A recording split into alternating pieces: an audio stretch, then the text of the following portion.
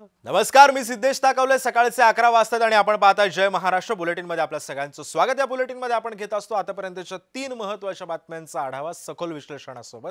पहिली बातमी अर्थातच आहे राजकीय वर्तुळातून. मनसे अध्यक्ष राज ठाकरेंना सोबत असतील तर आम्ही तुमच्या सोबत नाही आहोत असं काँग्रेसनं उद्धव ठाकरेंना सांगितलंय. काँग्रेसला सोबत ठेवून मविया कायम ठेवण्यावरती उद्धव ठाकरे मात्र आग्रही आहेत. भाजपला प्रत्युत्तर देण्यासाठी एकजूट महत्त्वाची असं उद्धव ठाकरे सांगतात. उद्धव ठाकरे दिल्लीमध्ये काँग्रेस हायकमांडच्या सुद्धा संपर्कात असल्याचं आता बोललं जात आहे. तर दुसरी बातमी आहे शरद पवारांसंदर्भातली. शरद पवार काँग्रेस सोबतच आहेत. ठाकरेंना सोडलंय त्यांनी वाऱ्यावर, कारण पवार गटाची मुंबईमध्ये महत्त्वाची एक बैठक आयोजित करण्यात आलेली आहे. बीएमसी निवडणुकीमध्ये पवार गट काँग्रेस सोबत जाणार हे आता जवळपास निश्चित झालंय. त्यामुळे आता उद्धव ठाकरेंच्या अडचणी सुद्धा वाढणार आहे. तिसरी बातमी आहे पुण्यातील.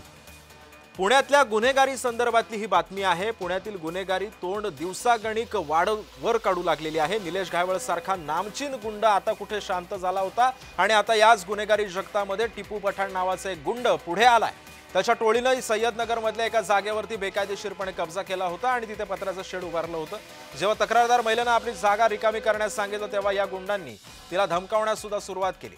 पोलिसांना जेव्हा या घटनेची माहिती मिळाली तेव्हा पोलिसांनी त्याच्यावरती मकोका अंतर्गत कारवाई सुद्धा केलेली आहे. या आतापर्यंतच्या 3 महत्त्वाच्या बातम्या आहेत आणि याच 3 बातम्यांसंदर्भातले आपण सखोल विश्लेषणासोबत सखोल अपडेट सुद्धा घेणार आहोत.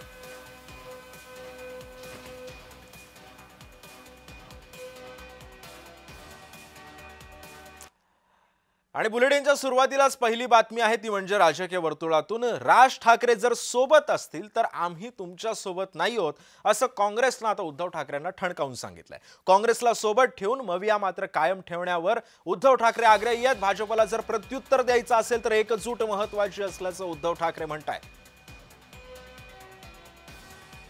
आणि या संदर्भामध्ये बोलण्यासाठी आपल्यासोबत असणारे ठाकरे गटाचे प्रवक्ते तुषार रसाळ, मनसेचे प्रवक्ते हेमंत कांबळे, राष्ट्रवादी शरदचंद्र पवार पक्षाचे प्रवक्ते अमोल मातेले आणि शिवसेनेचे प्रवक्ते अरुण सावंत हे सध्या आपल्यासोबत असणार आहेत. आपल्या सगळ्यांचं स्वागत आहे जय महाराष्ट्रमध्ये.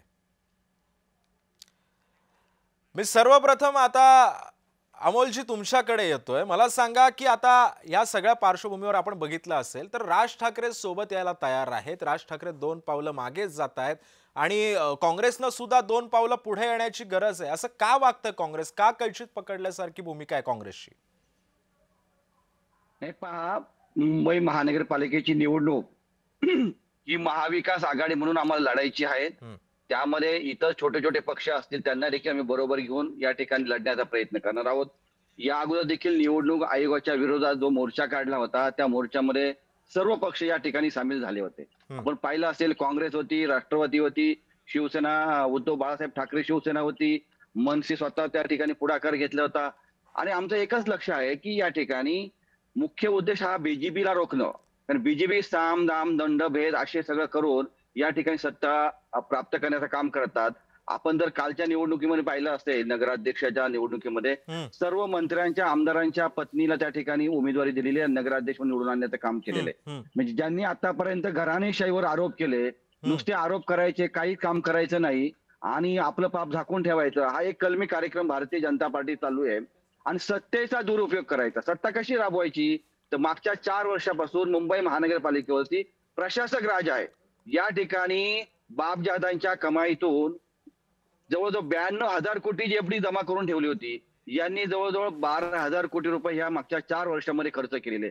कशासाठी खर्च केलेले? विकासाच्या नावाखाली. पण विकास कुठे झालाय का? अमोलजी, मुद्दा असा होता की जर म्हणजे ठाकरेंना सरळ सरळ काँग्रेस कैचीमध्ये पकडते, पण ठाकरे असं म्हणतायत की आम्हाला जर भाजपला जर टक्कर द्यायची असेल, जर भाजपसारख्या बलाढ्य पक्षाला जर टक्कर द्यायची असेल तर सर्वांनी एकजूट राहणं महत्त्वाचं आहे. आणि येत्या काळामध्ये हीच एकजूट, मवियाची एकजूट आपल्याला काय म्हणतात त्याला, भाजपवरती सरस ठरू शकते असा एक दावा आहे. मग काँग्रेस का कच खात आहे? नाही, आता काँग्रेसच्या स्थानिक पातळीवरती ते कार्यकर्त्यांचा आवाज ऐकून अशा भूमिका घेत असतील. परंतु महायुती किंवा महाविकास आघाडीच्या ह्या ज्या घोषणा होतात किंवा निर्णय जे घेतले जातात ते राज्य पातळीवर आणि राष्ट्रीय पातळीवर घेतले जातात. त्यामुळे खालच्या कार्यकर्त्यांसाठी ह्या सगळ्या गोष्टी अशा बोलाव्या लागतात, कराव्या लागतात. परंतु आमचा एकच उद्देश असणार आहे की भारतीय जनता पार्टीला या ठिकाणी सत्तेचा जो दुरुपयोग चालू आहे त्यांना रोखण्यासाठी आम्ही सर्व एकत्र लढणार आहोत. जरी आता वर्षाताईंची भूमिका काही वेगळी असेल, परंतु बर त्यांची बर वैयक्तिक भूमिका ही कार्यकर्त्यासाठी असेल. परंतु नक्कीच. हे जे निर्णय आहेत हा राज्य पातळीवरती आणि राष्ट्रीय पातळीवर घेतले जातात आणि आम्ही बर ते घेणार आणि आम्ही मुंबई महानगरपालिकेमध्ये बर सत्तेवर येणार. बर अमोलजी, ठीक आहे, तुमचं म्हणणं आता कळलेलं आहे. मी आता मनसे प्रवक्ते अ, हेमंत कांबळेंकडे येतो. हेमंतजी, आपण बघितलं असेल, राज ठाकरे स्वतः मविया सोबत जाण्यासाठी सकारात्मक आहेत. उद्धव ठाकरे सुद्धा त्यांना सोबत घेऊन मवियामध्ये एंटर करायला सकारात्मक आहेत. मग काँग्रेसच्या भूमिकेमुळे जर काँग्रेसनं जर नाहीच ऐकलं शेवटच्या क्षणापर्यंत, तर मग पक्षाची भूमिका काय असेल? बघा कसं आहे ना, की हं, एक तर आम्ही म्हणजे महाराष्ट्र नवनिर्माण सेना ही महाविकास आघाडीचा भाग नाही हे सांगण्याचं काही कारण नाही. बर. झाला आता जो आमचा सत्याचा मोर्चा, हं, तर हं, सत्याच्या मोर्चामध्ये आम्ही जो पुढाकार घेतला, हं, ते म्हणाले ते पुढाकार घेतला. आम्ही सगळ्यांना एकत्र आणण्याचा प्रयत्न करतोय, हं, की भारतीय जनता पार्टी आणि जे काही इथे जे महायुतीचं हं, सरकार चाललंय, हं, तर त्यांचे जे काय त्यांना जर कुठेतरी हे द्यायचं असेल, हं, म्हणजे प्रत्युत्तर द्यायचं असेल तर सगळ्यांनी एकत्र येणं गरजेचं आहे. हं, पण काँग्रेस आता असा निर्णय का घेतं? हं, ते काँग्रेसच्या वरिष्ठ नेत्यांना माहिती. काँग्रेस हा तळागाळातला पक्ष आहे.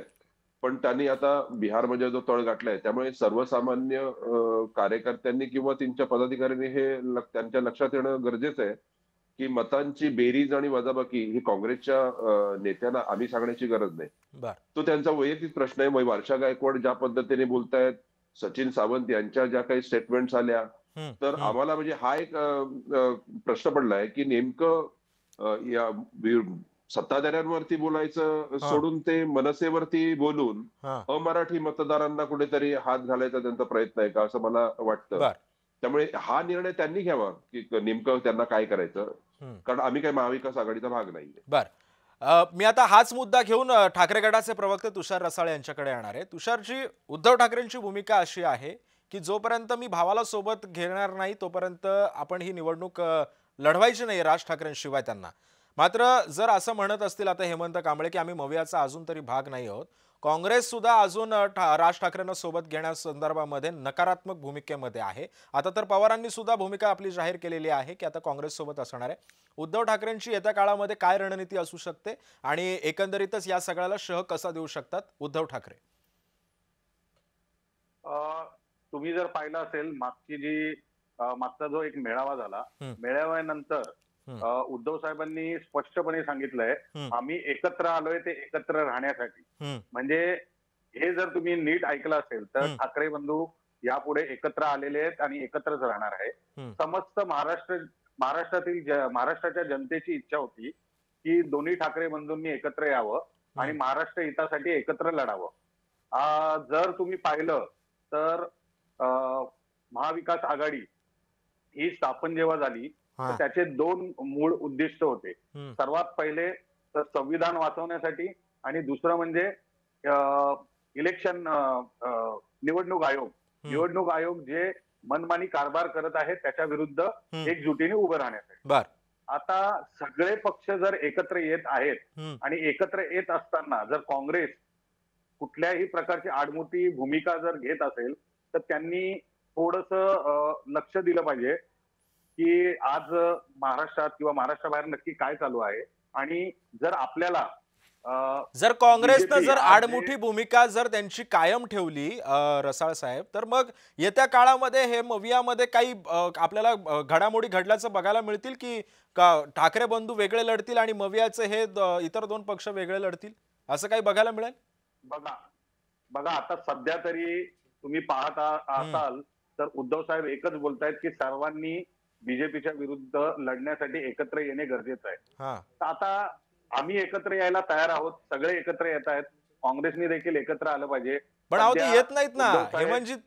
मला सांगा, पण ते येत नाहीयेत ना तुषारजी. त्यांना एकत्रित आणण्यासाठी बघा त्यांना कुठेतरी थोडंसं मध्यस्थी करावी लागणार आहे. मी मी तर असं मानतोय की आता सध्या जे स्टेटमेंट चालू आहेत हं, ते स्थानिक जे 2-3 नेते आहेत, वर्षाजी आहेत, सावंतजी आहेत, त्यांच्याकडनं चालू आहेत. बर. पण मला तरी असं वाटतंय की राष्ट्रीय नेतृत्व जे आहे हं, त्यांच्याकडनं सकारात्मक उत्तर येईल आणि सगळे तुम्हाला एकत्रच दिसतील.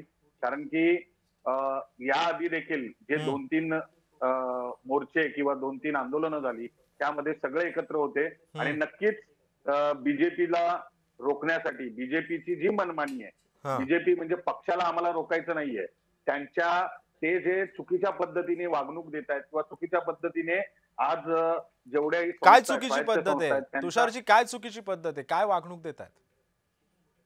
बघा, सगळ्यात पहिले तर तुम्ही पाहिलं असेल की आज मतदार याद्यांमध्ये एवढा घोळ होता. जर घोळ होता आणि घोळ त्यांना मान्य होता, एकदा जर मतदार याद्या चुकीच्या आहेत तर इलेक्शन लगेच घेणं हे चुकीचं होतं. आम्ही मागणी केली होती की मतदार याद्यांमधला जो घोळ आहे तो सर्वात आधी दुरुस्त करा. तो दुरुस्त झाल्यावरती तुम्ही मतदार याद्या दुरुस्त झाल्यावरतीच मतदान घ्या. ही आमची पहिली मागणी होती.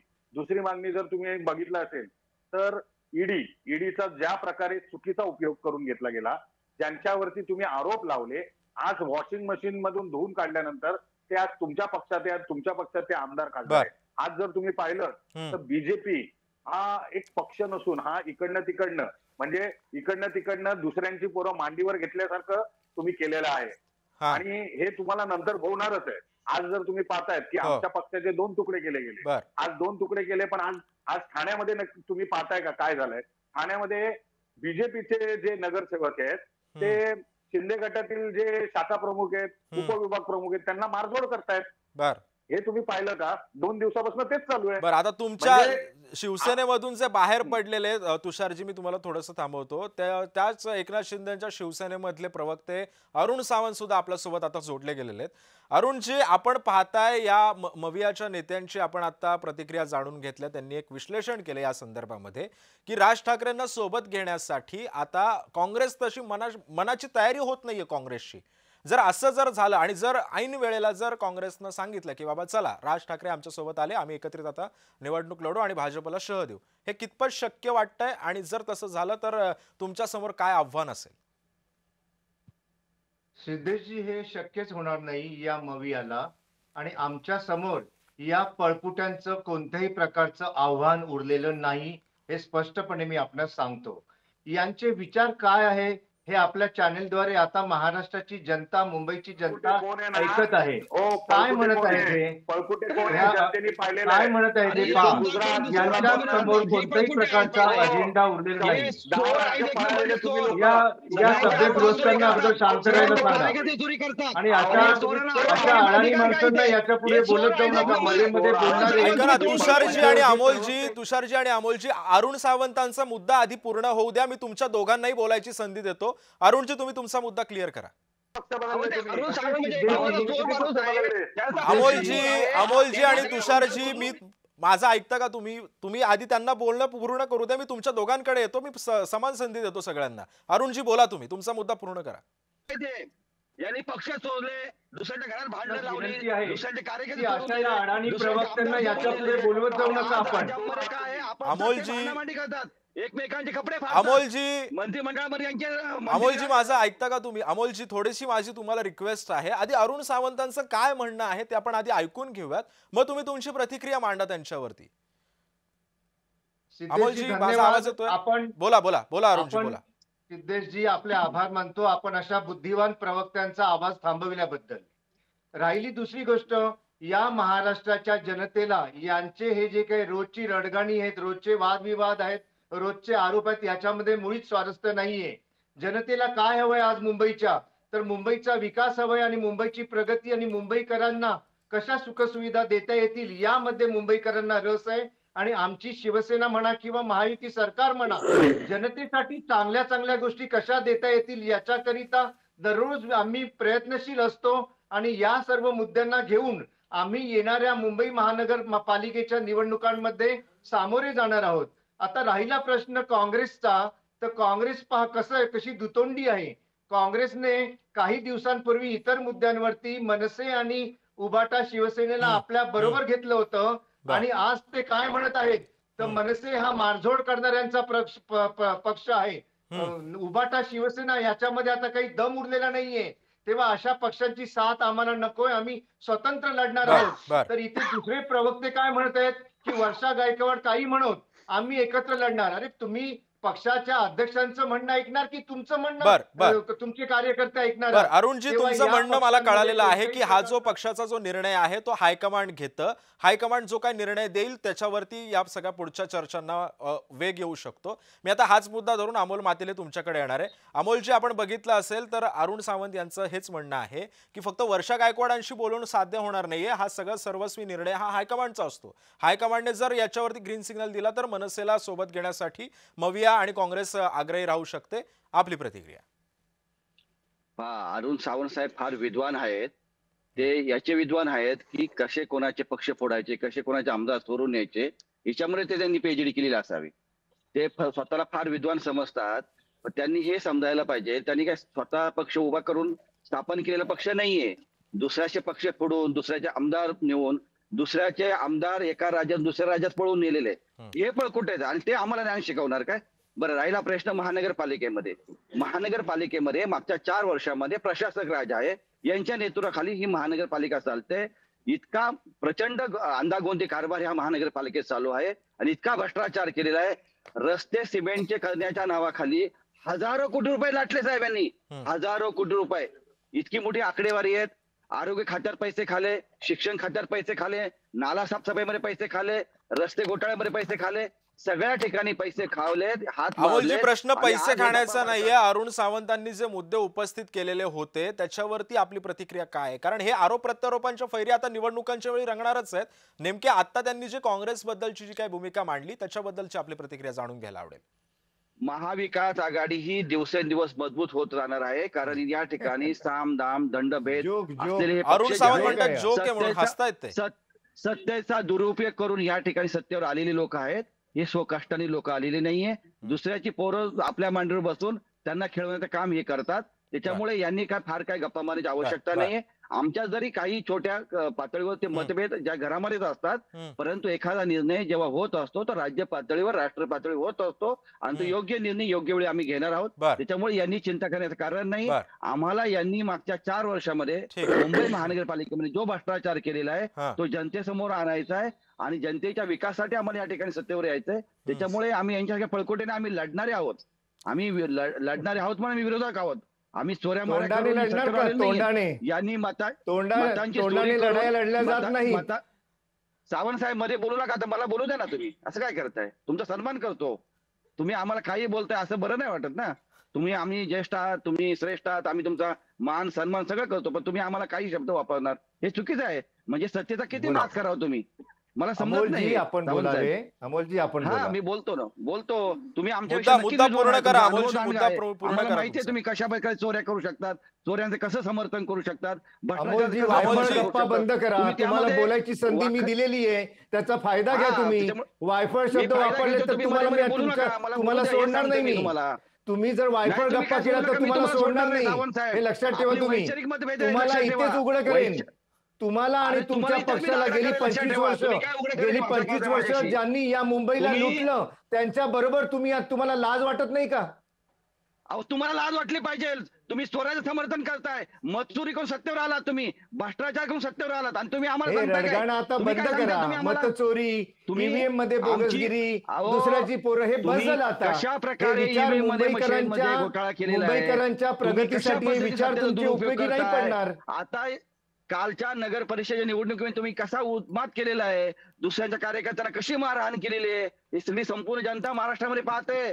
महाराष्ट्रामध्ये फार काळ टिकणार नाही, लक्षात ठेवा. आणि सावंत साहेब, तुम्ही काय लक्षात घ्या. तुम्ही ज्यांच्याकडे काही कर्तृत्व नाही अशांची. अमोलजी आणि अरुणजी, आपल्याकडे वेळेची मर्यादा आहे. मला इतर बातम्यांसंदर्भामध्ये सुद्धा तुमच्या प्रतिक्रिया जाणून घ्यायच्यात, विश्लेषण सुद्धा जाणून घ्यायचंय. हा विषय तुर्तास तरी आपण आता थांबवत. मात्र दुसरी एक बातमी आहे अर्थातच शरद पवारांसंदर्भातली. शरद पवार काँग्रेस सोबत आहे. ठाकरेंना त्यांनी वाऱ्यावर सोडलाय. पवार गटाची मुंबईमध्ये एक महत्त्वाची बैठक आयोजित करण्यात आली आहे. बीएमसी निवडणुकीमध्ये पवार गट आता काँग्रेस सोबत जाणार आहे, आता जवळपास निश्चित झालाय. त्यामुळे आता उद्धव ठाकरेंच्या अडचणी सुद्धा वाढणार असल्याचं बोललं जातं. आणि या संदर्भामध्ये बोलण्यासाठी मी आता पुन्हा एकदा ठाकरे गटाचे प्रवक्ते तुषार रसाळ यांच्याकडे जाणार आहे. तुषारजी, राष्ट्रवादीची भूमिका साफ सरळ दिसते आहे. शरद पवार म्हणतात की आता म्हणजे त्यांची इनडायरेक्टली भूमिका अशी आहे की आम्ही आता जवळपास काँग्रेस सोबतच जाणार आहोत. ठाकरेंसोबत त्यांची या संदर्भामध्ये काही चर्चा नाहीये. जर शरद पवार काँग्रेस सोबत जर निवडणूक लढवणार असतील तर मग उद्धव ठाकरे राज ठाकरेंसोबत निवडणूक लढवतील की ते मवियामध्येच सगळ्या त्या अटी शर्ती मान्य करून निवडणूक लढवतील, काय वाटतंय? बघा, शरद पवार साहेब हे महाराष्ट्राचे ज्येष्ठ नेते आहेत आणि शरद पवार साहेब हे कोणाला कळणं हे इतकं सोपं नाहीये. बर. जोपर्यंत स्वतः ते येऊन मीडिया समोर बोलत नाही तोपर्यंत आपण त्यांचे तर्क वितर्क बांधणं हे चुकीचं आहे. आणि मला तरी एकदम वाटतंय की शरद पवार साहेब असं काही करणार नाही, कारण की महाराष्ट्र वाचवण्यासाठी, देश वाचवण्यासाठी, संविधान वाचवण्यासाठी ते कायम उद्धव साहेबांच्या सोबत राहतील. बर. आता मी अमोल मातेला तुमच्याकडे येतोय. मला थोडक्यात तुमची प्रतिक्रिया जाणून घ्यायची आहे. आता 2 दिवसापूर्वीची भूमिका आहे राज ठाकरेंना सोबत घेण्यासाठी शरद पवार सकारात्मक आहेत आणि एकीकडे असं आहे की आता काँग्रेस सोबत निवडणूक लढवण्यावरती शरद पवार ठाम आहेत. आपण कसं पाहते आपल्या ज्येष्ठ नेत्यांच्या या सगळ्या भूमिकेकडे? आज दुपारी आदरणीय पवार साहेबांची आमची सगळ्यांची बैठक आहेतच. त्यामध्ये मतांतर या अगोदर देखील जाणून घेतलेली आहेत, परंतु पवार साहेबांची भूमिका ही अत्यंत महत्वाची राहिलेली आहे. समविचारी पक्ष महाविकास आघाडीमध्ये जर येत असतील तर सर्वांना बरोबर घेऊन या ठिकाणी मोड बांधायची आणि भारतीय जनता पार्टीच्या विरोधात हे कशा सत्तेचा दुरुपयोग करतंय याच्या विरोधात आपल्याला लढण्यासाठी सगळ्यांना एकत्रित करण्याचं काम आदरणीय पवार साहेब करतात.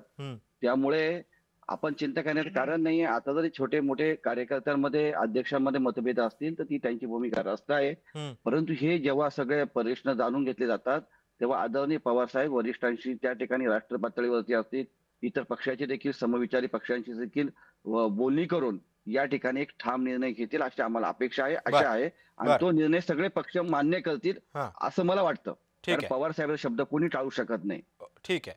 मी आता हीच प्रतिक्रिया घेऊन हेमंत कांबळेचे मनसेचे प्रवक्ते आहेत, मी त्यांच्याकडे येतोय. अगदी थोडक्यात मला सांगा हेमंतजी, जर तसं झालं तर मग येत्या काळामध्ये राज ठाकरे हे नेमकी त्यांची भूमिका काय असेल आणि पक्ष नेमकं निवडणुकीच्या पार्श्वभूमीवरती कोणता निर्णय घेऊ शकतं असं तुम्हाला वाटतंय? कसं आहे ना की महाराष्ट्र नवनिर्माण सेना या पक्षाची जी बाउंड्री आहे ती महाराष्ट्रासाठी आहे. तेव्हा महाराष्ट्र, मराठी माणूस, मुंबई हे आमचं प्राधान्याने क्रम असेल आणि या गोष्टी या महाराष्ट्राच्या प्रश्नासाठी, मुंबईच्या प्रश्नासाठी जे जे एकत्र येतील, उद्धव साहेब तर आणि राजसाहेब म्हणालेच आहेत की आम्ही एकत्र आलो तर आता कायमसाठी आलेलो. तर इतर पक्षांचं जे काय ते त्यांनी त्यांच्या भूमिका ते जाहीर करतील आणि त्यावेळी त्या विषयी आम्ही बोलू. मुळात प्रश्न असा आहे की या महाराष्ट्रामध्ये ज्या प्रकारे आता जो काही कारभार चाललाय, म्हणजे गेल्या 11 वर्षामध्ये कुठे नेऊन ठेवला महाराष्ट्र माझा, हे जे त्यांची टॅगलाईन होती त्याच्यामध्ये मग महिला सुरक्षा, कुठं काय महिला सुरक्षांचं आहे, महिलांना 10,000 रुपये दिले होते, संपदा मुंडेंचं काय झालं, त्याच्यावरती काय झालं, तुम्ही रस्त्यांचे प्रश्न म्हणालात, तुम्ही रोजगारांचे प्रश्न म्हणालात, तुम्ही उद्योग बाहेर चाललेत, अशा अनेक गोष्टी आहेत. त्यामुळे या महाराष्ट्र, मराठी माणूस आणि मुंबई, महाराष्ट्र अस्मिता ह्या आमच्या ज्या अधिक्रमणे ह्या आहेत, त्याच्यासोबत या प्रश्नांसोबत मला वाटतं आम्ही जे असतील त्यांच्यासोबत असू. बाकी महाविकास आघाडीचा आम्ही भाग नाही, त्यामुळे तो प्रश्न त्याची उत्तरं काय मी देणार नाही. ठीक आहे. शिवसेनेचे प्रवक्ते अरुण सावंत सुद्धा आपल्या सोबत आहेत. अरुणजी, मवियाच्या नेत्यांच्या तुम्ही प्रतिक्रिया ऐकल्यात, मनसेच्या नेत्यांची सुद्धा प्रतिक्रिया ऐकली. आपण एक छोटीशी प्रतिक्रिया या संदर्भामध्ये द्या आणि आपण पुढच्या बातमीवरती पुन्हा जाणार आहोत. सिद्धेशजी, या सर्व प्रवक्त्यांची कीव करावीशी वाटते. आता ज्याप्रमाणे यांनी आपापली मतं मांडली, त्यांचं असं म्हणणं आहे की महाराष्ट्र, मुंबई, मराठी माणूस आणि मराठी माणसाची अस्मिता याकरिता आम्ही सर्वजण एकत्र आलेलो आहोत. आता हे एकत्र आहेतच कुठे, यांच्यात आपापसातच एकमेकाचे कपडे फाडण्याची स्पर्धा लागलेली आहे आणि गेले 15 वर्ष हे मनसेवाले होते कुठे? हेमंत आहे ते म्हणाले की आम्ही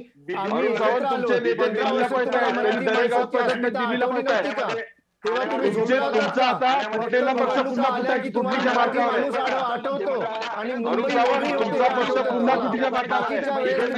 खाण्यामध्ये व्यस्त असतात, तेव्हा तुम्हा तिघांनाही थोडीशी तरी जर चाड असेल तर तुम्ही अशा गोष्टी. अरुणजी, तुमचा मुद्दा पूर्ण करा. अरुणजी, तुमचा मुद्दा पूर्ण करा. हे तिघेही तुम्ही बोलत असताना शांत होते. आपण आपला मुद्दा पूर्ण करा, कारण प्रत्येकाला बोलण्याची संधी मी या ठिकाणी दिलेली आहे. मला पुढे सुद्धा जायचं, वेळेची मर्यादा आहे माझ्याकडे.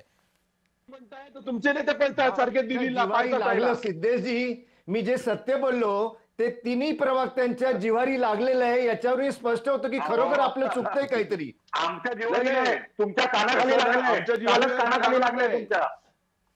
तुमचा पक्ष आता लवकरच फुटेल ना, ते तुम्हाला जास्त जीवात लागणार, त्याची काळजी घ्या. आमची चिंता नका करू. आम्ही नाही, आमची तुमची चिंता व्यवस्था आम्ही एकदम करतो, घट्ट शक्य करून नाही. ठेवली आहे. तुम्ही तुमचं तुमच्या चिंता तुम्ही बघा. करा. तुमच्या ठीक आहे, आगामी निवडणुकांच्या काळामध्ये नेमकं आता काय होतं हे सुद्धा पाहणं तितकंच महत्त्वाचं ठरणार आहे. धन्यवाद सर्व पक्षांच्या प्रवक्त्यांचे, कारण आपण आपला बहुमूल्य वेळ आमच्या या चॅनलसाठी दिलात आणि चर्चेमध्ये सहभागी झालात त्याबद्दल. आणि यानंतरची एक मोठी बातमी आहे पुण्यातून. पुण्यातल्या गुन्हेगारी संदर्भातली ही बातमी आहे. पुण्यातली गुन्हेगारी तोंड वर दिवसागणिक काढतीये. कारण निलेश घायवळ सारखा नामचीन गुंड जेव्हा आता कुठे शांत झाला होता, त्याच्यानंतर आता गुन्हेगारी जगतामध्ये टिपू पठाण नावाचा एक गुंड पुढे आलाय. त्याच्या टोळीनं सय्यदनगर मधल्या एका जागेवरती बेकायदेशीरपणे कब्जा केला होता. तिथे पत्राचं शेड उभारलं होतं. जेव्हा तक्रारदार महिलेनं आपली जागा रिकामी करण्यास सांगितलं, तेव्हा गुंडांनी तिला धमकावण्यास सुद्धा सुरुवात केली. पोलिसांना जेव्हा या घटनेची माहिती मिळाली, तेव्हा पोलिसांनी मकोका अंतर्गत आता याच्यावरती कारवाई केलेली आहे. त्यामुळे पुण्यातली गुन्हेगारी ही दिवसागणिक आता वाढू लागलेली आहे. अनेकदा पोलिसांनी कारवाया करून सुद्धा या गुन्हेगारांवरती चाप बसत नाहीये. आपली दहशत निर्माण करण्यासाठी वारंवार प्रयत्न हे नामचीन गुंड करतायत. निलेश घायवळ सारखा कुख्यात गुन्हेगार जेव्हा हा शांत होतो, त्याच्यानंतर अनेक छोटे मोठे गुंड आता पुन्हा एकदा या गुन्हेगारी जगतामध्ये आपलं तोंड वर काढतात, आपलं अस्तित्व निर्माण करतायत. सर्वसामान्यांवरती दहशत पसरवली जाते. राजकीय वरदहस्तामुळे सुद्धा या सगळ्या गोष्टी सोप्या आहेत असं सुद्धा आता काही सामाजिक कार्यकर्त्यांकडून बोललं जात आहे. त्यामुळे आता येत्या काळामध्ये पुण्याचं नाव आणखी किती खराब होतं हे सुद्धा पाहणं तितकंच महत्त्वाचं ठरणार आहे. पुणे पोलिसांचं या सगळ्या गुन्हेगारांवरती अंकुश नाहीये का वचक बसत नाहीये, यासारखे नानाविध प्रश्न आता प्रत्येक जण विचारतोय. पुण्यातल्या टोळी युद्धावरती पोलिसांच्या कारवाईला सुद्धा आता वेग आलेला आहे. मात्र पोलीस कारवाया करतायत, मात्र अद्याप कोणतीच स्ट्रॉंग ऍक्शन या गुन्हेगारांवरती घेतली जात नाहीये. त्यांची दहशत मोडून काढण्यासाठी, कमी करण्यासाठी पावलं उचलली जातात, मात्र ती दहशत कायम ठेवण्यासाठी हे गुन्हेगार सुद्धा प्रयत्न करतात. आणि या संदर्भामध्ये बोलण्यासाठी माझ्यासोबत असणार आहे सामाजिक कार्यकर्ते विजय कुंभार सर. विजय सर, स्वागत आहे तुमचं जय महाराष्ट्रमध्ये.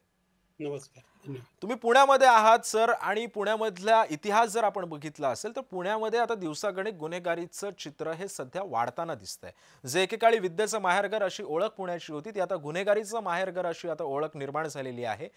मला असं वाटतं की जेव्हा अमितेश कुमारांनी पुण्याचा चार्ज घेतला, तेव्हा या सगळ्या गुन्हेगारांना शिवाजीनगरला बोलवलेलं होतं, त्यांना समज दिलेली होती. तेव्हा हे सगळे गुन्हेगार गपचूपपणे मान खाली टाकून त्यांचं ऐकलं.